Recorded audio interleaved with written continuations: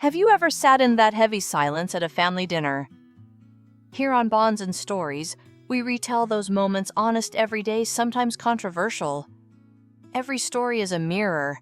Subscribe, join the conversation, and maybe find a little healing. My name is Rhea Calder, and I turned 30 the week the lake froze over.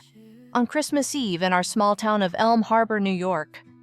The living room swelled with coats and chatter, and the smell of cranberry candles. My father, Gordon, lifted a dessert fork and tapped his glass as if he were proposing a toast. Conversation stalled. The radiator hissed like a snake behind the tree. "Starting January," he said, voice carrying over the carols, "you pay rent to stay here. If not, find somewhere else." The fork kept ringing after he stopped. My sister Tessa was leaning on the kitchen doorway with a flute of cheap Prosecco, mouth tilted in a private smile that showed one canine. "Good luck," she said, not loud. Just bright enough to reach the cousins, the neighbors, the man from Dad's bowling league. It rolled around the room as laughter does. Gaining friends as it travels, someone snorted, someone coughed, and our house accepted the verdict and moved on. I zipped to my coat without a word. The coat closet was already full of other people's winter puffer sleeves, crinkling knit caps, shedding glitter. My scarf snagged on a nail I'd asked Dad to sand down last spring. I freed the loop and slipped into my boots. Outside, the sky had that brittle clarity you only get when the temperature drops enough to keep the clouds away. The porch boards groaned under my heels, and the wreath's ribbon twitched in the wind like a signal flag. The door shut behind me. That was the noise I would remember, a simple latch, efficient, tidy. Then the crunch of salt underfoot. Then my breath quick in the cold. I walked the salted path to the curb and stood there, palm flat against the mailbox, the way you touch a beast that might startle. Someone inside turned the music up. The bass thrummed in the siding. It would be pretty to say I left because of one sentence and a smirk. Cleaner that way. But the truth is, Christmas Eve was a last straw, not a first. My absence had been rehearsed for years, until the night required only one gesture to become official. At 17, I worked the early shift at Polly's Bakery. Fingers sweet with sugar dust by the time the sun reached the awnings. A letter came that spring, Briar Lake College, embossed, seal full tuition. I didn't know because it never made my hands. I found it years later, folded into a Betty Crocker cookbook, the one propped high above the stove. Someone had slid it deep into the chapter on casseroles. The deadline had come and gone by the time I pried it loose. When I held it, the paper crackled stiff from the oven's heat, but my chance was soft and over. We had a phrase for money that vanished: house fund. My grandmother Mabel had opened a savings account for me when I was born, then taped checks into cards at every birthday, neat cursive curled like ribbon. For books, for travel, for whatever you dream next. Dad said it made sense to consolidate fees, interest, all that. The winter I turned 19, I watched him write checks from that account to Tess, snow, tires, utilities. Water bill, late, recital dress. When I asked, he wasn't cruel. He was baffled. "You're practical, Rhea. You know how families survive." I nodded because I did know. The practical ones swallow. At 21, Tessa got a secondhand crossover with a bow the size of a small dog tethered to the hood. The salesman took a picture of her, thumbs up. I got a laminated bus timetable pinned to the corkboard by the garage door. "It's freedom," Dad said, and his smile shone with the satisfied benevolence of a good king. The winter routes were highlighted in neon so I wouldn't miss the last connection from Main Street. Some families see people by height, by age, by who needs a steady chair. Ours placed me by the swinging kitchen door, the one that breathed in and out with every plate. I became the hinge. "Excuse me," people said all evening, their coats brushing my shoulder, their drinks sloshing danger against porcelain. The trash bag lived behind my chair.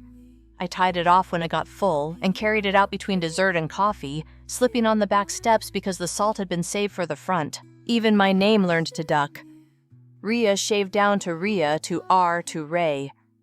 One year, my aunt iced Rita on a cake in peppermint cursive. She laughed when I corrected her and slid a cherry over the mistake. Tessa's gym friend once called me Rachel for 3 months. When I answered to it, the friend put an arm around me and said, "See, you know you." In the family group text, I was tagged for errands and deliveries. Can someone wait for the plumber? And replies to me were punctuated by hearts and thumbs ups that functioned like timestamps rather than thanks. The albums told the same story. Cropped elbows where I had been standing. Captions that leapt names like stepping stones and landed on everyone else. I told myself it was chaos, not malice. People are busy, I said. People forget. But some forgettings are habits shaped like choices. I cooked because I could. I balanced checkbooks because I could. I was the person who called the internet company after the storms, who kept the warranty folders in order, who remembered to defrost rolls on Thanksgiving morning. None of it was punishment. It was simply need that found the person least likely to drop it. "You're so steady," Dad would say, and hand me the phone, a receipt, a key. "Tess is delicate." Tessa would tilt her head, grateful as a cat. When I brought pay stubs home from the bakery, or later from the clinic records desk, Dad would suggest we route bills through me just until your sister gets settled. Gas, electric, streaming. The landline, no one used except telemarketers. He was proud of the order I made, proud enough to leave me alone with it. "You keep us humming," he said. If I waited for someone to hum for me, I'd be waiting a long time. The remarks had a rotation that never missed its beat. "Don't be dramatic. We gave you a roof. This house isn't a charity." Each line arrived with a shrug like weather. I learned to avoid thunderstorms by never bringing up the storm. If I had described all this to a stranger, they might have called it unfair. To me, it felt like physics. Objects continued in their paths until acted upon. It helps to believe your life obeys laws. It helps even more to pretend you chose them. On Christmas Eve, Aunt Marla made meatballs, and the tree lights blinked on an irregular schedule because one bulb was loose in its socket. Tessa told a story about a customer who cried in the salon chair and did an impression that made everyone sigh with relief. They admired her humor, her instincts, her ability to be the center without asking. Dad took a call in the hallway and returned tight-lipped. When he raised his fork to the glass, I thought he would announce a bill paid off a promotion, a trip he'd been saving for. He announced me. "Rent," he said, as if the word itself were a solution, or out. There was no screaming. That would have violated the house rules. I stood. I felt for my keys on the sideboard and took the chipped Cardinals keychain Tessa had given me last year as a joke because I never remember the game schedule. I slid into my coat and tugged my scarf over my mouth. Dad didn't look at me. Tessa did, eyes shining as if she'd hit a perfect note in choir. "Good luck," she said again, and this time the room didn't need to add anything. On the porch, the firs along our block were hooded by snow. Across the street, Mrs. Nguyen had put out paper lantern bags weighted with pebbles, each one a small moon trembling in the wind. My knuckles were red where the scarf rasped them. I thought of the cookbook on the high shelf of the letter curled like a leaf beside cream of mushroom recipes.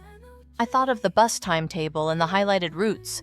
I thought of the folding chair that breathed and the trash bag's drawstring biting into my fingers as I tied it of names that slid off my face and fell unnoticed into the carpet pile. I walked to the corner and stood beneath the streetlight. Snow turned slow and deliberate in the cone of yellow. My breath rose and unraveled. The house behind me clenched and released with the rhythm of people talking, laughing, living. Maybe they would pull an extra chair into my old spot and balance a plate on it, a token to keep the table full. Maybe they would not notice the gap at all. The cold clarified everything the way it sharpens stars.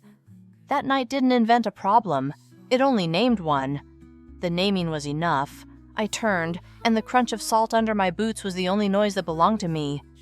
By the time I reached Maple Street, the wind had found its nails again. I cut across the grocery lot because the plows hadn't come, and the unbroken snow made my path look chosen instead of desperate.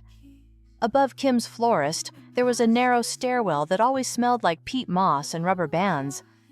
I'd fed the shop cat there as a teenager and kept the upstairs key after Ms. Kim started renting the studio to seasonal workers.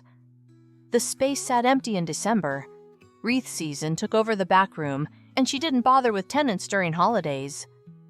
A month earlier, I'd tightened a leaky trap under her sink, and she'd pressed the key into my palm with a just in case. It was the kind of kindness that forgets itself the moment you close your hand.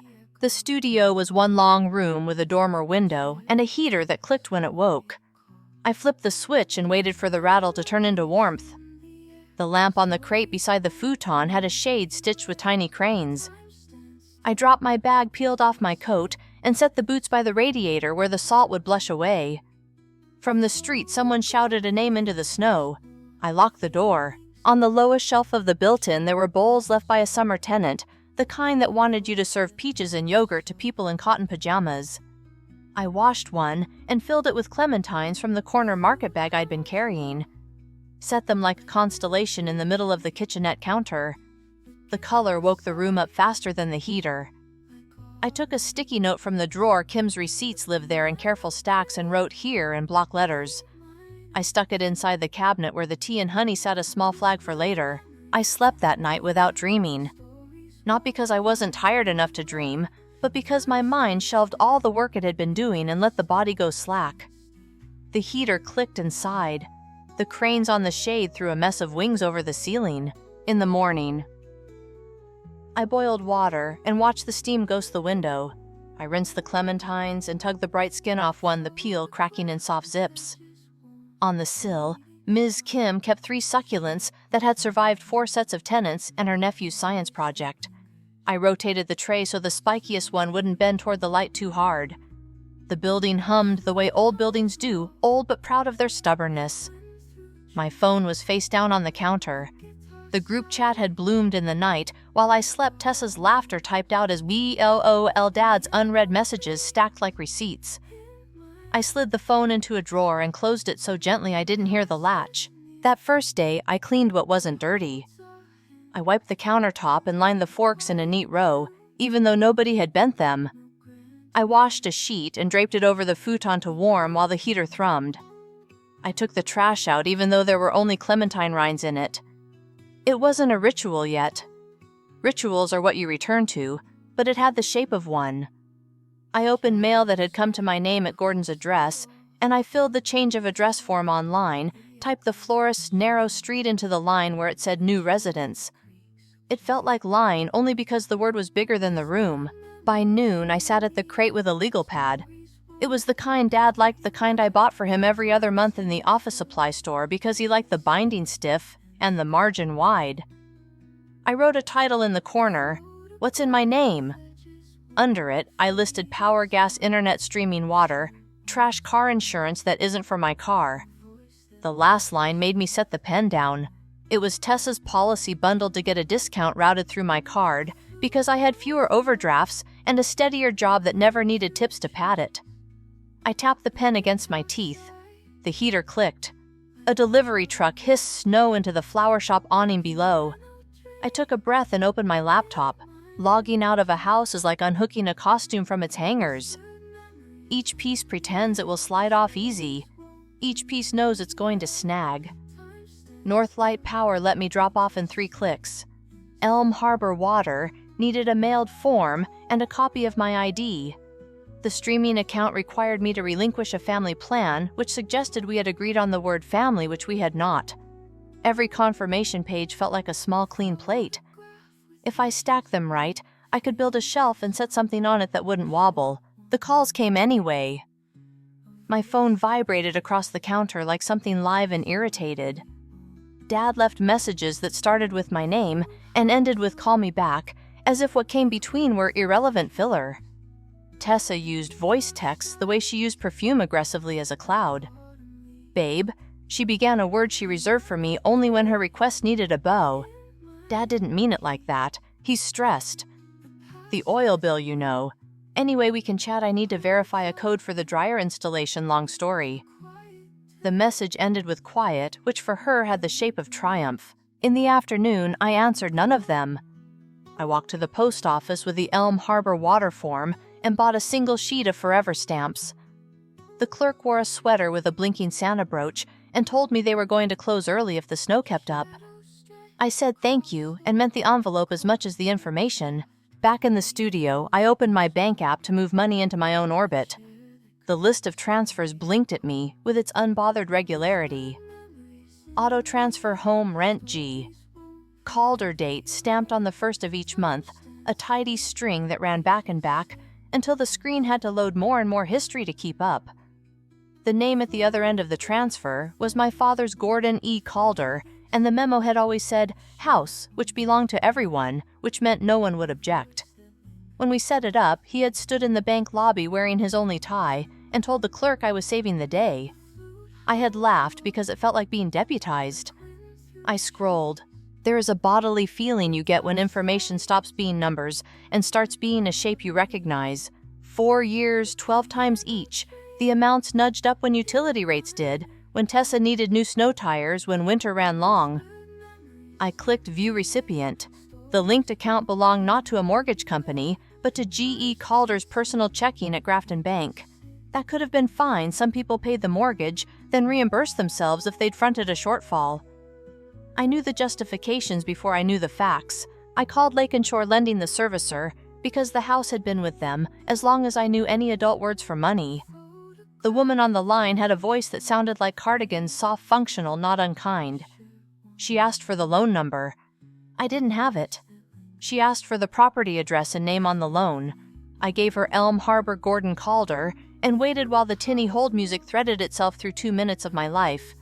Then she came back. "I'm sorry I can't discuss the account with you. You're not listed." I understand, I said, breath steady, because I wanted the information, not the satisfaction. "Can you tell me whether payments are current?" Another hold shorter, because the answer was already there. "The account is past due," she said, the Cardigan voice, now trying to hide the cold inside the fact. 90 days. A notice of intent has been mailed. Intent. I repeated, not because I didn't know, but because repetition makes the shape of a thing real. "Thank you." I hung up. For a minute, I watched the centrifuge of thought do what it does when someone pulls the cord. Spin, tug, pull possibilities into orbit. If Gordon had been using my transfers to keep the house current, I could have been angry and also finished with the anger. If Gordon had been using my transfers for anything but the house, there wasn't a word yet that covered all of what I was. The legal pad got a new title in a new corner. Outflow versus house. I wrote dates and amounts, then sketched a grid for the payments, my bank to his, my bank to his, my bank to his, and on the other side drew boxes for Lake and Shore, empty, empty, empty. The heater had stopped clicking. It was doing the lower work of radiating now. I printed the last 2 years' worth of statements. The little laser printer spat paper with a fixed optimism, the way machines trust their instructions in a way people never truly can. The app pinged. Alert new credit inquiry. TransUnion. Then almost on its heels, alert new account, Open Meriton Department Stores. Another Adelia Home, welcome to your card. The phone buzzed so insistently, I thought it was about to move on its own. I opened the first alert and scrolled to the bottom where the address on file lived. It was Elm Harbor. The email confirmation for one of the purchases read like a list of ornaments, designer heels, a blender power base I could have used to cement bricks together, a dryer model whose vent capacity was sized for a family of 5. I froze my credit with the 3 agencies. The pages loaded slower than the printer had, as if they weren't built for the flood days. Each site asked me to create a verbal password for future calls. I used a phrase my mother used to say when I was 5 and too tall for the small swings at the park high enough. I entered it, and the system told me it was strong. I didn't need the system to tell me anything. I wrote the confirmation codes in my legal pad and underlined them hard enough to emboss the page below. The shipping confirmation had a tracking number and a receiver's name for one of the purchases, T. Calder, signed by a courier at 3:12 p.m. the day before Christmas Eve. There was no mistaking the square of things. Tessa didn't hide her feasts. She staged them. I sent disputes, screenshot after screenshot lined my desktop with folder names like cards and shipments and transfers. I printed everything, not because paper can't disappear, but because it is stubborn about how it does. By evening, the stack on my crate table was a spine. I slid it into a cheap plastic folder, the kind with a snap that never fully wanted to close, and wrote ledger on the tab. I added the Lake and Shore call log and the date with the time. The studio felt warmer with the folder sitting there, as if an extra body had joined me and agreed to help with the dishes. At 7, someone knocked 3 quick taps that sounded like a person with a reason. I opened the door to find Mrs. Nguyen with her scarf tied straight under her chin. She held a grocery sack, like it likely held nothing. "I saw you go by," she said. "I have too much soup. My daughter made it, and then went home and forgot to take any." She said, "Daughter, the way you say a word you have examined from both sides." She set the bag down on the welcome mat so I wouldn't feel obliged to invite her all the way in. "And an envelope for you," she added almost as an afterthought. "From Marla. She asked me to drop it in your hand." She lifted a hand to show her own innocence and left it for me to figure. Inside the bag there was soup. Yes, a container with condensation promising comfort. Under it, wrapped inside a dish towel with red cherries on it, there was a flat mailer, and within that a small SD card taped to an index card with a piece of blue painter's tape. "Bring this to a computer not in the house." "Please?" The handwriting was Aunt Marla's. She dotted hers with little downward slants like raindrops. I slid the card into the laptop slot and opened the single video file. Tessa, in a white sweater that looked made for lights, tossed her hair and let someone top off her champagne. To her left was Noah the barber with the flair for barista foam, the one with wrists full of bracelets and a Greek key tattoo that caught on his sleeves when he reached. Voices crowded the edges of the frame, Gordon's baritone buoyant with wine, Elaine's alto smooth from the choir note she always kept warming in her throat. "Will Rhea be in the wedding?" A voice outside the frame managed to ask in a lull. Tessa laughed. "She's the backup account," she said, like she'd been waiting all night to land the line. "We all know that." Noah lifted his glass. "To our practical girl," he said. "What would we do without you?" The camera swerved toward the garland and caught Elaine's smile, pleased and private. No one argued. They didn't whisper. They didn't need to. The audio picked up a single fork on china. I paused the video mid-frame. Tessa's mouth was caught between vowels, and the twinkle lights strung along the mantel gave Noah's bracelets their own minor constellations. There was something about seeing a thing you suspected in the generous light of someone else's certainty. It no longer had to borrow power from your angle of view. I printed a still and slid it behind the tab in the ledger folder, even though stills prove less than sound. Then I opened a blank document and typed out a transcript line by line, knitting their phrases into the page. I stapled the transcript behind the still. I taped the SD card to the inside of the folder cover so it would travel where the folder did. My phone vibrated again. "Dad, call me right now." Then the second message softer but heavier. "You don't want to make an enemy of your own family." I turned the phone face down until the screen went black. I could still feel the words, but at least I didn't have to watch them glow. I ate Mrs. Nguyen's soup standing at the window. Cars turned the corner carefully, their taillights making quick red commas.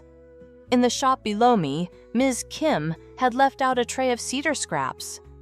The shop cat Inky made a nest in them and flexed a paw as if he were practicing a signature. I thought briefly of stepping downstairs to feel fur against my fingers to borrow the uncomplicated patience of a creature who knew that warmth was a place not a favor. I set the empty bowl on the sill and washed the spoon. Night collected itself. I kept the lamp with the cranes on and let the wings travel the ceiling. I opened Gmail and created a new label proof. I dragged screenshots to it, then printed out the email confirmations again, because paper never asks you to update it. At 9, I typed out a letter template, the sort you use when you mean business, but are not interested in flourish, to name from Rhea Calder. Unauthorized use of name fonties and credit, and then I wrote the facts. Dates, amounts, accounts, a cadence that did not invite commentary. I attached a schedule at the bottom for repayment, 30 days from receipt. Itemized figures, copies of the freeze confirmations, and a list of conditions so plainly worded they could not be misunderstood without intention. Destroy cards, cease use of my identifying information, no further charges. Violation would go where violations go. I did not write anything about forgiveness because forgiveness is a personal matter and letters are not. I kept my sentences short because short sentences don't leave gaps where someone can hide. For Gordon, I added a paragraph about the mortgage information I had been allowed to know without his permission, that the loan was 3 months behind, that my monthly transfers had not altered that truth, that the word roof had been used in our house to dress other facts and make them presentable. I did not print an opinion about that. I put down the figure. He would understand numbers if he chose not to understand me. For Tessa, I attached the tracking details and the merchant confirmations. I slid in the still from the video and the transcript as a courtesy to her memory. I requested photographs of destroyed cards witnessed by a third party and asked for the contact information of that witness. The tone of the letter did not wobble. Love wobble lines in letters, and I was not writing to Love. For Elaine, I had not named her out loud earlier that evening. But she had been in the frame and in the house for 8 years, I wrote, as someone whose mail had been opened in that home, whose name had been used in that home, who required it to stop. She liked things orderly and appreciated the appearance of cooperation. It would have been a mistake not to use those facts. I printed 3 sets and slid each into a heavy envelope I'd bought once for a different reason. I typed the addresses in block caps and affixed the stamps. The studio smelled faintly of cedar and clementines and printer toner. I set the envelopes in a neat stack at the edge of the crate and placed a book on top so the flaps would settle. The book was Mabel's old ledger from the bakery's cash box days, a thing I'd brought with me in a backpack years ago because it seemed like a proper inheritance when no one was looking. If I tilted it, flour dust still ghosted out from the binding and settled on the table like a blessing she would have called ordinary. The group chat went quiet around 10. Silence builds a room when you let it. I washed my face and listened to the heater tick back into its gentle work. I put the ledger folder on the shelf and tucked the envelopes under it. I didn't believe in omens, but I believed in placement. On the way to the futon, I turned the crane's lamp off and left the little oversint light on. The room folded itself around me and did not ask for anything. In the morning, the florist's bell chimed as Ms. Kim came in singing something under her breath about ribbon. The studio's window frosted in an arabesque near the latch. I put on coffee in a dented percolator and buttered a roll left over from a day when the shop had too many. The phone lay in the drawer where I'd left it. I took it out, set it face up, and muted every thread that carried my last name. At the post office, the clerk recognized me from the day before and joked that we were going to take up permanent residence in each other's mornings. I asked for certified mail with return receipts. She showed me where to put my initials next to the green cards and slid the stack across the formica. The brooch on her sweater blinked on a new setting faster, almost nervous. "Storm," she said. "I always switch to blink on storm days." I nodded and pressed the envelopes flat with my palm. Outside, the plows had found their rhythm. I carried the mail to the drop and watched the metal mouth swallow the letters 3 at a time. It wasn't triumphant, it was mechanical. That comforted me. Machines don't take sides. Back on Maple Street, Mrs. Newing waved from her stoop and pointed at my head. I'd forgotten a hat. I waved back and tugged the hood up. In the studio, I put the kettle on and pulled the ledger folder down to add the receipts for the certified mail. I typed the tracking numbers into a note on my phone and backed it up. Then I opened Drive and removed myself from the family photo albums, the ones I had scanned for holidays for nostalgia projects Elaine had liked to oversee. I clicked leave on 3 folders, then on 5 more. A small pop-up asked me if I was sure. I was not in the mood to dignify the question with thought. I confirmed. The screen refreshed, and the pages were empty where my name had been. It didn't erase photographs. It erased permissions. The heater relaxed. I wiped the table and straightened the stack of printed pages. The studio smelled faintly of coffee and ginger because Ms. Kim had boiled something sweet downstairs. I sat and looked at my hands, the square nails I had long since given up on salon shapes, the winter dryness that made my knuckles look older than they were. I flexed my fingers and let them rest on the folder the way you check a pulse. The room's sounds, pipes fanned the occasional thud from the shop below, lined up like working animals in a field. No one in the line refused the harness. No one bucked. That afternoon, Aunt Marla texted a single line. "Did you get it?" I wrote back yes and placed a leaf emoji because she liked tiny marks that only hinted. She answered with a period, which in her punctuation habits meant exactly that, and nothing else. I took the SD card and slid it into an envelope addressed to a safe deposit box I had opened when Mabel died, the only piece of bureaucracy that belonged wholly to me and did not carry an explanation anyone else understood. The box had always held things that didn't yet have a story. Now it would hold one that had too many. I took a shower and put on clean jeans and a sweater that had survived 5 winters. The day felt longer than it was, not because I had done extraordinary things, but because I had refused to do ordinary ones. The clock above the kitchenette read 4:10. Light slid off the frozen lake.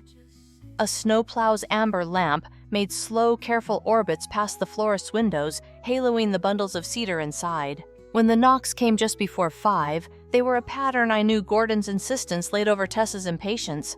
I did not open the door. I let silence fill whatever expectation they had brought. The knocks recommenced, then stopped, then a voice I recognized even through wood, and a decade of swallowing. "Ria Elaine said, 'We came to talk like people.'" I set the ledger folder on the shelf with my hand still on it. "Listening isn't agreement, it's measurement." I stood a foot from the door and let my heartbeat count time. The heater clicked once. The knocks didn't return. Footsteps receded down the stairwell, soft on the last 2 steps, because Tessa always landed lightly when she wanted to broadcast grace. A car door shut. The engine made its institutional cough. I opened the drawer and took out the phone. The texts had arrived while their hands were on the wood. "Dad, we're outside. Don't make this difficult." "Tessa, why are you being like this, Elaine?" "Please let's be civil." I typed "mail received soon." I put the phone down and turned the kettle back on because the heat had died at the last boil. When it sang, I lifted it and poured water over a tea bag that had lived in the cabinet before me. I put 3 clementine peels over the heat register. The room smelled like oranges and dust and something brave that didn't announce itself. I took the legal pad and wrote one more list under the other's unnumbered private keys, soup crane's ear. A life had to be anchored by more than disagreements. Otherwise, it would drift back to the loudest room. Snow thickened at the window. Lights went on in the building opposite squares, stacking themselves into a diagram of strangers. Below the shop, Kat inspected Ms. Kim's ribbon bin and chose with the seriousness of kings the one he would nap on. I turned the lamp back on early and let the wings return to the ceiling. The heater clicked and settled and clicked again. Paper on my table remained paper. The door remained locked. The day drew a straight line, and I did not step off it. Snow had thickened into a slow curtain by late afternoon. From the studio window, I watched the florist's cat circle down into a coil stake, its claim in the cedar scraps, and sleep.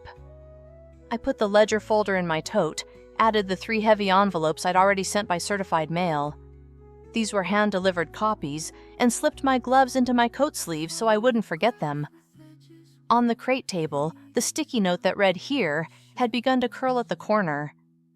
I pressed it flat with a fingertip and turned off the lamp with the stitched cranes. The room kept its warmth without asking for my attention. Elm Harbor's streets were salt-streaked, a collage of plow lines and boot prints. I walked the familiar grid past the bakery where Mabel used to keep a bowl of change, near the register for kids whose coins came up short, past the bowling alley where Gordon kept his league shoes in a bag that used to smell like talc and victory. Christmas lights still clung to porch rails. Every inflatable snowman had a rhythm you could predict if you watched long enough. When I reached our block, the Calder house sat with its porch light on, and its curtains angled so the neighbors could believe privacy existed. I didn't knock. The door had never been a gatekeeper for me. I was the person who carried in toilet paper and aluminum pans and bags of ice. I was the person who juggled trays with elbows. The knob was cold metal under my palm, the same bite it had in every winter I could remember. Inside the air was the smell of tomato sauce and damp wool. Elaine's slow cooker murmured on the kitchen counter like a person who has decided none of this is their business. Tessa sat on the stool near the island scrolling her phone, her nails still red from Christmas Eve. Gordon stood at the sink shoulders square, a posture he used when he wanted to look taller than the truth. "Don't," Tessa said without looking up. I set the 3 envelopes on the island and slid one toward each of them. "These are courtesy copies," I said. "The certified ones are already on their way." Gordon didn't touch his. "We called you. You didn't answer." "You came to my door," I said. "I didn't open it." Elaine appeared in the doorway, a dish towel slung over her shoulder. She chose the middle ground like she always did, standing between the fridge and the narrow pantry close enough to be in the scene without being accused of leading it. "Let's slow down," she said. "We all want to handle this as adults." "I am," I said, and tapped the envelopes with 2 fingers. "Please read." Tessa slid her nail under the flap of hers and lifted it like it contained nothing she couldn't flick away. Her eyes moved left to right, and then stopped moving for a full breath. "You printed emails," she said, with a short laugh, and even she could hear the echo off the edge of it. I took the ledger folder from my tote and clicked it open. The plastic hinge made the cheap sound that never lies. Dates, amounts, bank transfers from my account to Dad's, 4 years, notes on the mortgage status from the servicer, credit inquiries that weren't mine, merchant confirmations, tracking numbers, signatures. I set the folder down where the slow cooker's condensation halo spread toward it. There's a transcript in there too, from the party. Elaine's face didn't change. That was her special skill.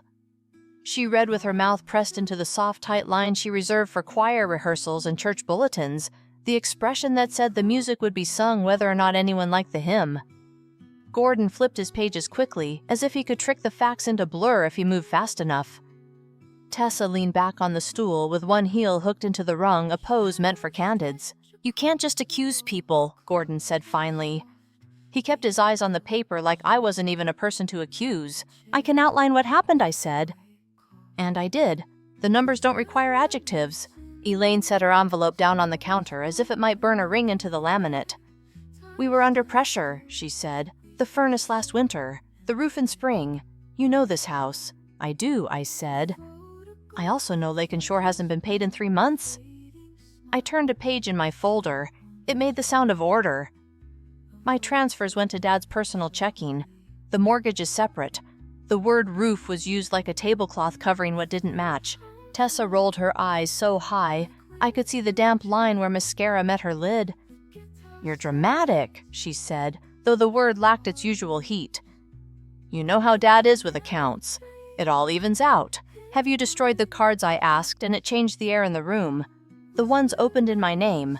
There's a photo requirement spelled out in your letter. The witness information can go on the second page." Elaine flinched. Gordon looked at Tessa. The glance carried more conversation than his voice ever granted me. "That's not how families do things," he said, landing on the line he liked to land on, when logic didn't give him a soft place. "We handle things internally." "You have," I said, "for years." Internally meant my account, my name, my credit. Today it means paper. I tapped the envelopes again. There's a 30-day schedule for reimbursement. The figures are itemized with dates. If I receive a charge in my name from this point forward, I will use the incident numbers already assigned. Gordon stilled. "What numbers?" "Fraud reports," I said. "Identity theft filing. Disputes with the bureaus. The police have the documentation. So do the merchants. The letters list the case references at the bottom." Elaine's towel found her hands. She folded and refolded and then folded again. "No one is saying you weren't helpful," she said, a sentence so careful it forgot to be kind. "No one is saying you weren't generous. I'm not requesting adjectives." I repeated, "I'm requesting repayment destruction of the cards, cessation of use of my name and identifiers, and no further transactions. It's all in there." I pointed to Gordon's envelope. "There's an addendum regarding the mortgage." "You like numbers, Dad. Read the ones with the red underlines." Tessa's laugh sharpened. "You think you're a lawyer now. I think I'm literate," I said, "and patient. Both skills help with forms." She pushed the envelope across the island as if returning a menu. "You can't police me for using the family address. It's my address too." "It isn't," I said. "Not on any form that matters. And my name doesn't belong there for your shopping history to borrow." Gordon took a breath that tried to become a performance, then decided against it. "We gave you a roof," he said, and the old line sounded smaller when it arrived after paperwork. "We took care of you." "You took my transfers," I said, "and didn't take care of the mortgage with them. Don't make the word care work that hard." Elaine's eyes slid to the window, where the reflection of the room hung for any neighbor willing to look. She didn't like a scene. She liked the guessing game of neat surfaces. "We can work out an arrangement," she said, threading the tone of compromise into the space between us. "Installments, receipts, and understanding." "Installments are in the letter," I said. "Receipts, too." I nodded at the slow cooker. "Your stew is going to scorch if you don't stir it." She moved to the counter and tugged the lid. Steam lifted. The smell of tomatoes and beef and bay leaves filled the room. You could call a home if you didn't look too hard at where the seams showed. Gordon set his envelope down as if it were a business card he could pocket later and pretend belonged to someone else. "You won't call the police on your father," he said, the voice he used for layups on driveways and warnings at the top of staircases. That's not who you are. I already did, I said, and I didn't pad the sentence with sympathy. You can read the number. Tessa hopped off the stool and closed the distance between us to a careful arm's length. So that's you now, she said softly, the gentleness that has worked for her since age 10. You bring the law into our kitchen. I brought paper, I said. The law's already in motion because the facts already exist. I lifted my tote. Keep the courtesy copies. The originals live somewhere you can't reach. Gordon tried one more route, the one that often worked because it wore the clothes of concern. You're alone, he said. Don't make this harder than it has to be. I could hear the radiator ticking like a stake hammered into the floorboards. I'm not, I said. I am specific. Elaine slid a ladle through the stew and set it in the slot made to catch the drips. Her hair had a flyaway halo that usually only appeared after choir. She looked tired and for once uncomposed. Sit, she said reflexively. Have a bowl. We can talk for a while. No, I said, because the no had to belong to ordinary things too. I tucked a strand of hair behind my ear with my gloved knuckles. You have my terms. You have the schedule. You have the addresses for repayment. You know where to send proof. Tessa lifted her chin. Don't expect anyone to show up for you when you fall. She said the line she believed might lay a curse if said with enough brightness. Last night, I said no one did. And here I am. The hallway to the front door was lined with family photos, school pictures, league trophies, Diane's old Polaroids of summer picnics before Elaine Tessa's salon proofs. In half the frames, there were elbows cut off where I had stood. In the other half, there was a gap someone later learned to crop. I walked down the hall and felt my shoulders square the way my hands learned to square stacks of bills. I knew where the squeak in the floorboard would speak and stepped on it anyway. At the door, Gordon tried one last line. If you leave now, you don't come back for help, he said. He'd said the same sentence to stray cats at the back step to neighborhood boys with candy wrappers to me when I was 9 and asked for the good scissors. It wore different outfits. It kept the same bones. I opened the door. The porch light threw a long triangle into the snow. I'm not asking, I said. I'm adding. I stepped outside. Cold has a way of filing the air down to exactness. The boards under my boots remembered my weight like a habit they were trying to break. I crossed the yard the same path I had salted as a teenager, and did not look back because all the looking over my shoulder had been done in other years. The streetlight hummed. Somewhere 2 blocks over, a plow scraped its blade into sparks on manhole covers. By the time I reached Maple Street, my phone began its parade. Gordon first. You took this too far. Call me. Then we can work out the mortgage if you cancel those claims. Then Tessa, delete that video from wherever you got it. A third, almost immediately, Noah says this is a misunderstanding. And then Elaine, please confirm you will not involve the church. It made me laugh once without sound. People will tell you what they fear if you hand them paper. At the studio, I hung my coat on the peg and set the tote on the crate. I washed my hands and brought the kettle to a boil, then set 3 clementine peels on the heater register and let the room take them in. The envelope's absence from my tote made the space feel larger than it was. I placed the ledger folder back on the shelf, lined its spine with the edge of the crate, and wrote the certified numbers on a yellow card tacked above the sink. The phone rang an actual call, not words delivered by thumb. The screen showed Gordon's name. I let it halt at the 4th ring and then lifted it to my ear. There was a beat before he spoke, as if he'd needed to find the right key for this song. Rhea, he said, careful pitched for reason. Let's talk before this gets uglier. There isn't a before, I said. There are dates. You're making a mistake, he said, the sigh he kept for bar stools falling into the line. People will see you for what you're doing. I hope so, I said. I'm easy to see when I'm not being used. He exhaled. You're alone. No, I said, and the word didn't need armor. Good night. I set the phone down and the room resumed the sounds of the building. The heater in its patient labor, a pipe clanking heat into the florist's sink below the bell on Ms. Kim's door as someone dashed in to ask for ribbon at the last minute. I opened the cabinet, found the sticky note that said here, and smoothed the corner again. On the counter, the clementines made a small bright planet against the studio's winter. I peeled one and ate the segments over the sink, the sugar on my tongue a fact that did not require witnesses. The cranes on the lampshade sent their stitched wings up the wall when I turned the switch, and it struck me that the pattern hadn't changed since the day Miss Kim found the lamp at a church sale and stitched the birds as if they could fairy light. I slid the bolt on the door. The studio breathed like an animal that trusts the person who feeds it. Paper sat where I had left it. The heat rose and settled. I lay down and felt the mattress learn my shape again, not because it loved me, but because it was designed to. Snow pressed against the window and stayed pressed as if it were reading over my shoulder and decided to rest. Sleep comes when a room agrees with you. Mine did. The night held. The line I'd drawn held with it. The return receipts came back with the morning mail green cards peeking over bills like small flags. I signed for the stack at the counter where the postmistress kept her blinking brooch and slid each card into the ledger folder, the dates lined up like vertebrae. On the walk to Maple Street, the snow had crusted. Boot prints from last night held their shapes as if the town had been cast in sugar. In the studio, the heat gave it steady tick. The phone, unmuted, announced a transfer $750 memo repayment, then another smaller $219 memo utilities. I wrote both into the ledger and drew a single square around them, not celebration only measure. A photo message followed from Tessa, her hand holding 2 cut cards against a newspaper, the date visible. A neighbor's face. Mrs. Ortiz angled into the edge of the frame, like a witness who didn't want to appear but didn't look away.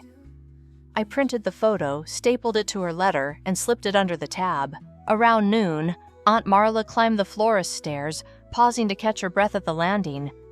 She kept her mittens on, a habit she never broke in winter, and set a tin on my crate table. "For you," she said. "I had it, and then I kept having it." Inside, a folded note in Diane's loopy hand, brittle at the creases. The date was half a lifetime old. Rhea. If they call you too much, remember, it's only that they brought too little to carry you. The ink had bled once at the tail of my name. I pressed the paper flat with my palm and slid it into a clear sleeve so the fold would do no further harm. Marla touched the sleeve, then my wrist, then the crane's lampshade. She took her mittens off at last. "You look like yourself," she said, and left without asking for tea. In the afternoon, a courier delivered a manila envelope addressed in Elaine's precise block letters. Inside, a cashier's check for the first installment receipts for the dryer, returned a typed sentence that stayed between nouns and verbs, house key enclosed. The key lay on the bottom of the envelope, heavier than a key should be. I placed it in the drawer with the sticky note that said "Here," and closed the drawer like a book that had reached its last page. Toward dusk, I walked downstairs and scratched Inky between the ears. Ms. Kim had bundled cedar into twine loops. The whole shop smelled like clean hands. "You keep good notes," she said, nodding toward the copies I'd left for her upstairs in case anyone came asking. "Good notes make good neighbors." She handed me a roll and a paper cup of ginger tea and went back to her ribbons. Back in the studio, I turned the crane's lamp on and watched wings climb the ceiling. I stamped the green cards, filed, and set the stamp down with its wooden handle toward me like a small upright animal. On the legal pad, I wrote, "Paid beside 2 lines, and received beside 3, then set the pen across the top margin and left it there. Snow softened at the edges of the window. I peeled a clementine and divided the segments into a bowl I didn't need. The room held, the paper held. I sat at the crate table, lifted one bright piece, and tasted it, a sweetness that arrived without anyone else's name on it. Thank you so much for listening to today's story. If this story resonated with you or made you reflect, I'd love to hear your thoughts, so feel free to share them in the comments below. And don't forget to like, subscribe, and hit the notification bell so you won't miss the next story. I'll see you next time as we continue exploring more journeys and lessons together.